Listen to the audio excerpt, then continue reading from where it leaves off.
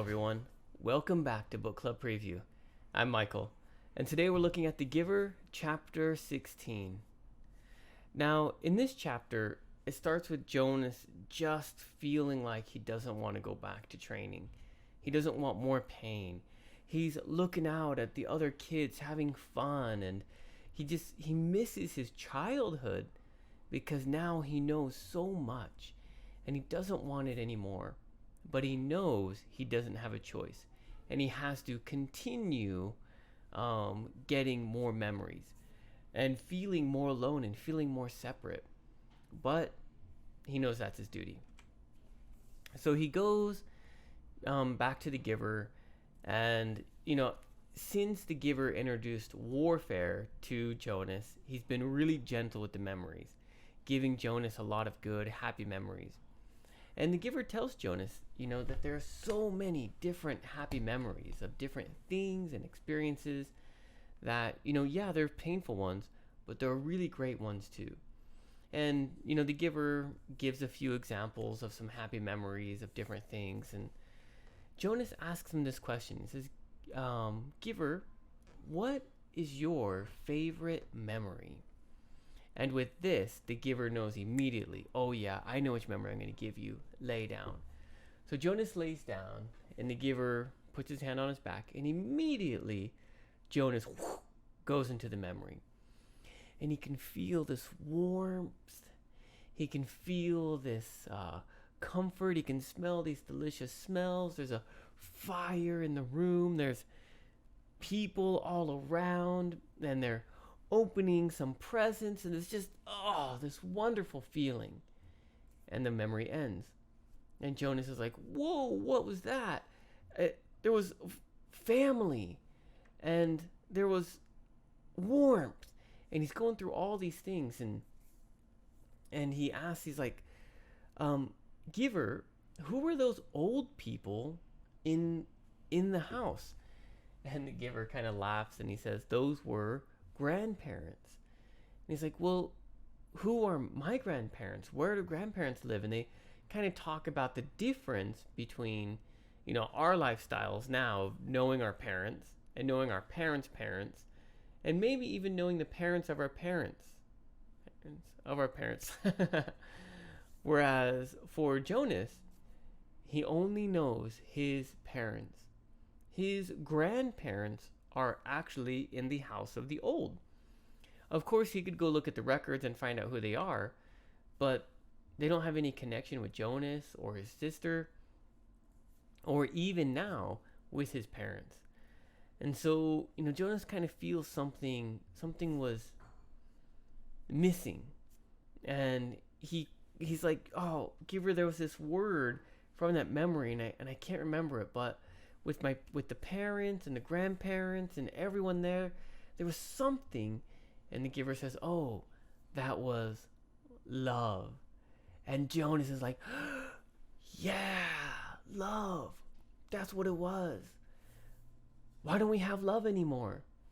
And then Jonas could immediately see why love really wasn't available for the community.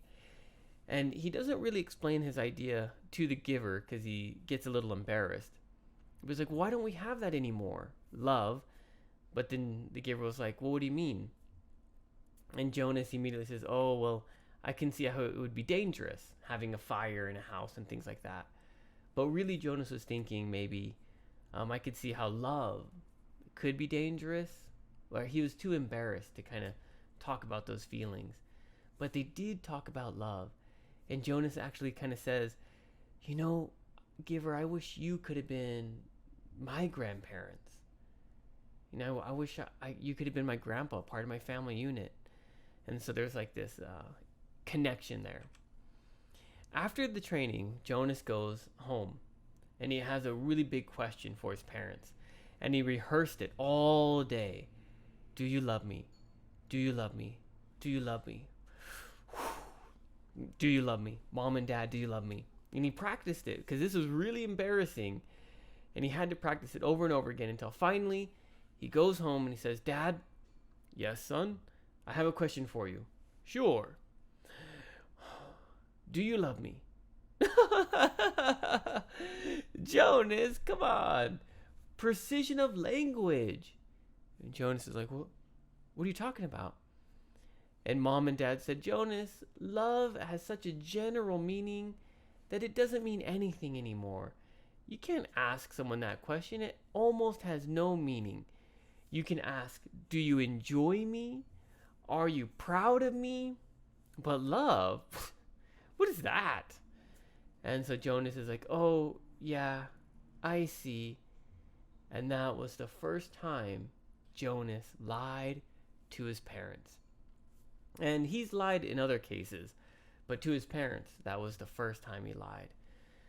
That night, Gabe slept in Jonas's room, and Gabe was like sleeping 4 nights in a row. He was growing, he was moving, and he was benefiting a lot.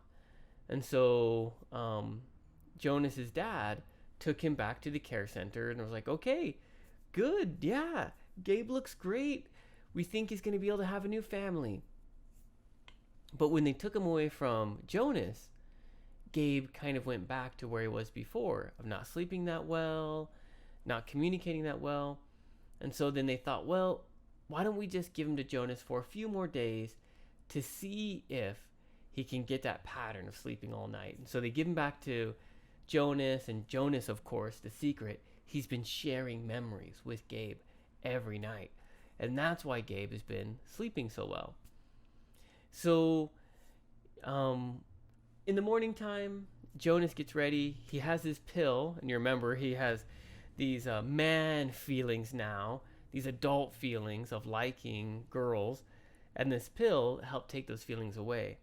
But he has this pill, and today he doesn't take it, and he leaves without taking his pill. And that is the end of chapter 15. And so let's jump into some vocabulary. Ecstatic is so overjoyed and happy. And in this case, it's when Jonas is riding on a horse.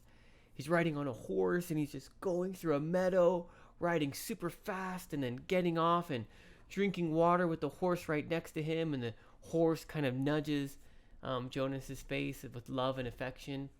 And Jonas feels ecstatic, so overwhelmed with joy. You just feel it all over your body. And you can, like, maybe going on a roller coaster, ecstatic. And he also experienced solitude, of going on hikes in the mountains and being alone, but not alone like he is in the community, like no one can understand him, but just out by himself in the world, with peace, with himself, being able to just think. Good feeling. He also experienced Christmas. And in Christmas, he had a pervaded, and this is like filled, covered, soaked. Immediately when he went into the dream, the memory was filled. Oh, not the dream. The memory was filled with joy, with warmth, and of course we learned with love. It pervaded, it filled it, it covered it. And he also experienced luxuriating, of just enjoying. You think of like luxury, enjoying or staying in that luxury, luxuriating. It's not a word we use often, but it just means to continue to enjoy. And he certainly did in that memory. The next one here, I believe it's the last one. Oh, maybe one more. Blurted. Blurted is just like, bleh, to say something quickly without thought, just sharing it. And Jonas just kind of blurts, I wish you could have been my grandfather, right? I wish you could have been my grandparents, right? This emotion and vulnerability he was feeling, and he shared with the giver. One last one. Flushed. His face was red with embarrassment as he asked his father, do you love me? Boing! His face was so red. And then they laughed at him, which he felt so embarrassed with too. My discussion question for you, and there were a few different ones I really thought about, but I decided to stand on what is your favorite memory? If you could give your favorite memory to someone, what memory would you give that person? Of course, think of your own discussion question. That is all the time that we have for today, but thank you so much for joining me for this episode of Book Club Preview. I'll see you soon. Bye-bye. Hey, if you have any questions about the video today, please feel free to leave a comment in the comment section. If you had any other vocabulary words that you wanted to know what they meant, let me know. And also, if you're interested in maybe joining one of these book clubs, please leave a comment and I'll get back to you. Thank you so much for watching. Bye-bye.